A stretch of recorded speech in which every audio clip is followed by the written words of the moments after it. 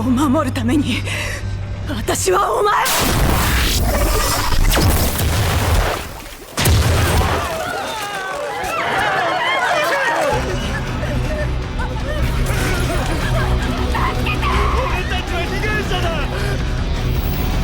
犯罪係数322執行モードリーサルエリミネーター執行モードリーサルエリミネーター全員執行対象だ。逃がすな。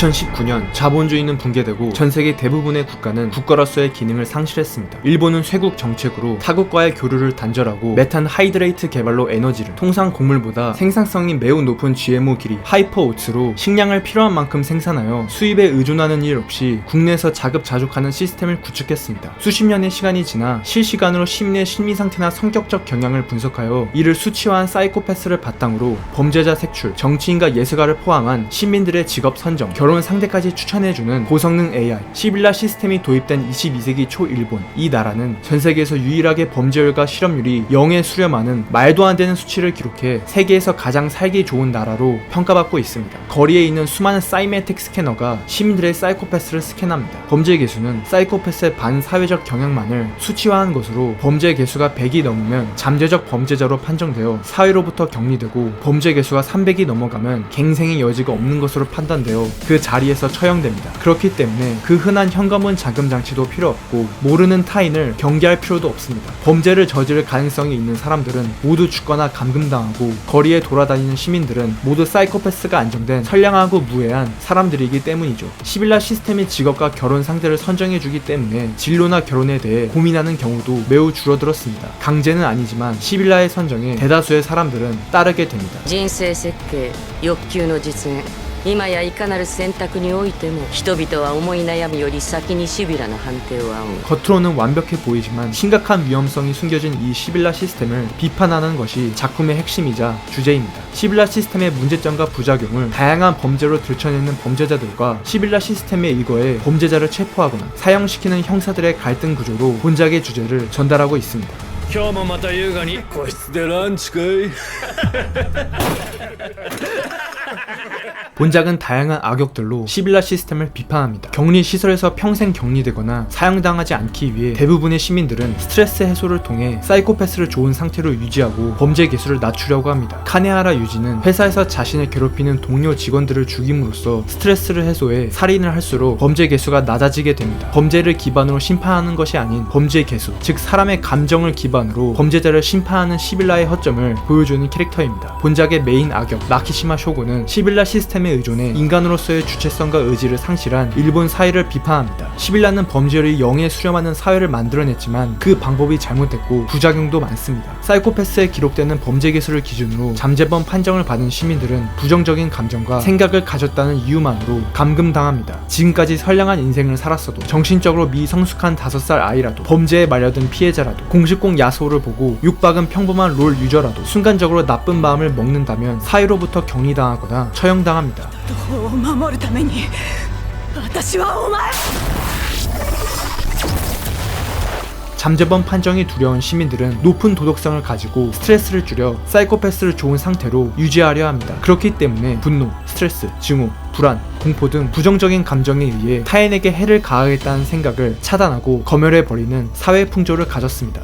私のサイコパスが濁っちゃうどうしたら 이 풍조로 인해 자신의 부정적인 감정과 생각을 이해하고 통제하는 능력을 기를 수 없고 이에 따라 타인의 부정적인 감정을 이해하고 공감하는 능력 또한 없어지는 부작용이 나타났습니다. 평생 동안 폭력이나 증오에 노출된 적이 없기 때문에 길에서 폭행당하는 사람을 봐도 상황을 이해하지 못하는 지경까지 이르게 됩니다.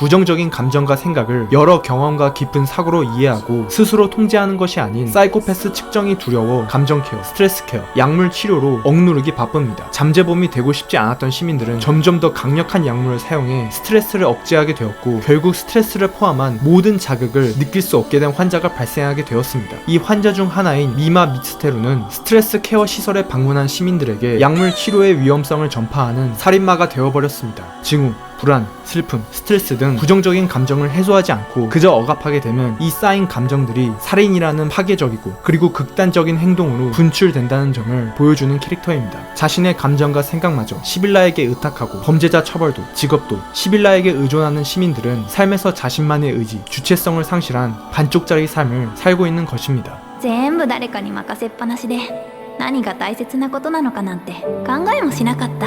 시빌라 시스템이라는 울타리 안에서 가축마냥 일본인을 사육하는 사회이지만 범죄율 실업률 0%의 안정된 울타리를 만든 것은 사실이고 작품 속 사이코패스가 좋은 대부분의 시민들은 일상생활에 불편함이나 불만이 없었습니다. 마키시마가 사이코패스를 기만할 수 있는 헬멧으로 테러를 일으키기 전까지는요.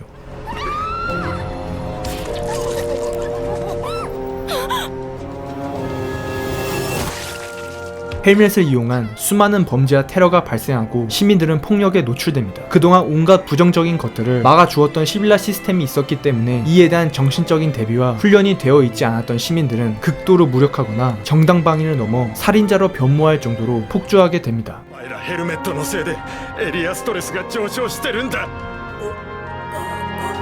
頼むから巻き込まないでくれよ。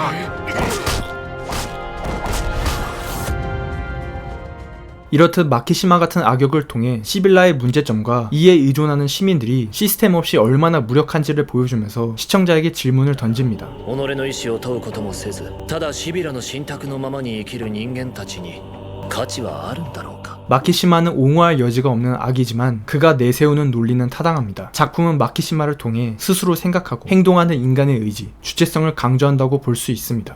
シビラシステムが決めるのか。違うよね。それがそもそもの間違いだった。きっと大切だったのは自分で抱えて悩んで引き受けることだったんだと思う。 또 다른 주요 악역 카무이 키리토는 시빌라 시스템이 사이코패스를 기준으로 모든 사회 구성원을 심판한다면 그 사회에 포함된 시빌라 시스템 또한 예외 없이 자신을 심판할 수 있어야 된다는 것입니다. 지금까지 사회 안정을 위해 수많은 사람을 죽인 시빌라의 사이코패스, 즉 시빌라의 정당성을 의심하는 것입니다. 시빌라를 의심하는 카무이와 달리 대부분의 시민들은 시빌라를 의심하지 않습니다. 부정적인 감정을 무작정 차단하는 사회 풍조로 인해 시빌라를 부정적으로 생각하지 않으려 하기 때문입니다. 지금까지 그래왔기 때문에, 다수가 따르기 때문에 등의 이유로 무작정 믿는 것이 아닌 자신만의 생각으로 깊은 사고를 통해 모든 것을 의심하는 주체적인 자세를 강조합니다.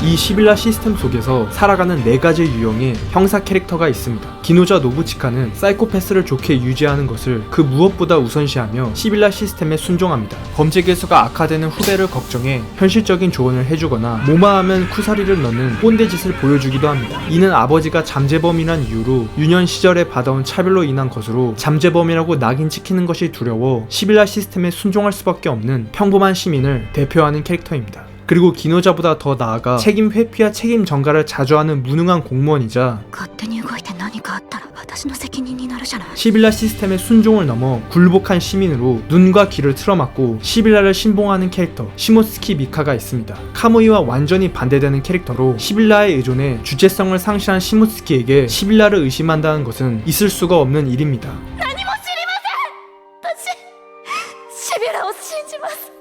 私この社会が大好きですから。 코가미 시냐는 시모스키와 반대로 시빌라 시스템이든 체제든 법이든 상관없이 범인을 잡기 위해 수단을 가리지 않습니다. 용의자를 협박하거나 마키시마가 제조한 헬멧을 몰래 사용하는 등 온갖 수단을 사용해 범인을 체포합니다. 형사과에서 가장 유능한 인물이지만 그는 정의를 실현하기 위해 범인을 잡는 형사라기보다는 증오에 의해 복수를 위해 범인을 죽이는 사냥꾼에 가깝습니다. 법이 처벌하지 못한 범죄자를 사적 제재라는 수단을 사용해서라도 제대로 된 심판을 내려야 된다고 생각하는 캐릭터입니다. この場で殺してやる。刑事の言葉とは思えない。 본작의 가장 이상적인 심리자 주인공인 트네모리 아카네는 코가미와 필적할 정도로 유능한 형사이지만 법의 테두리 안에서 행동하는 캐릭터입니다. 코가미처럼 법 밖으로 나가 범죄자를 처단하는 것은 사회 구성원이 정한 규칙에 의거해 사회 질서를 유지하고 증오나 복수로 인한 처벌이 아닌 올바른 심판으로 정의를 실현하는 법의 의의를 무너뜨리는 행위라고 생각합니다. 같은 맥락에서 아카네는 일본 사회의 법인 시빌라 시스템을 인정하게 됩니다. 이 점이 본작의 가장 큰 차별점이자 주인공 캐릭터의 핵심입니다. 핵심입니다. 보통 디스토피아 SF 작품들은 부정적인 면을 부각해 미래 사회를 나쁜 놈으로 만들고 비판하는 구조를 가졌습니다. 주인공이 나쁜 미래 사회를 파괴하면서 시청자에게 카타르시스를 선사하는 재미있는 작품을 만들 수 있을 뿐만 아니라 만들기 다소 쉬운 장점이 있기 때문이죠. 하지만 본작은 시빌라 시스템을 부정적으로만 묘사하지 않습니다. 감정과 생각을 통제하는 대신 치안이 막장인 타국과 달리 범죄가 거의 일어나지 않을 정도로 안전하고 사이코패스가 좋은 대다수의 시민들은 시빌라 시스템에 적합한 직업 선정으로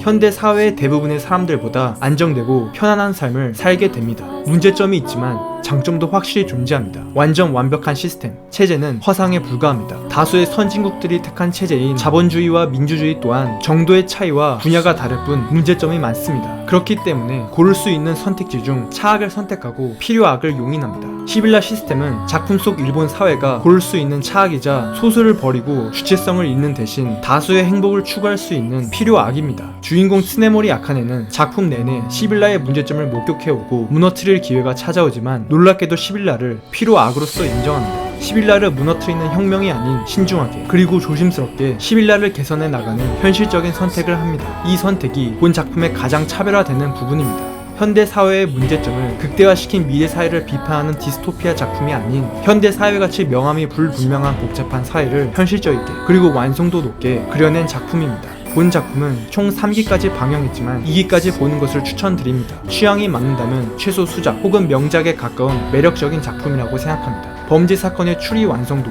연출, 시빌라 시스템의 비밀 등 스포라 말하지 않은 부분들도 많습니다. 직접 시청하셔서 꼭 확인해 보시기 바랍니다.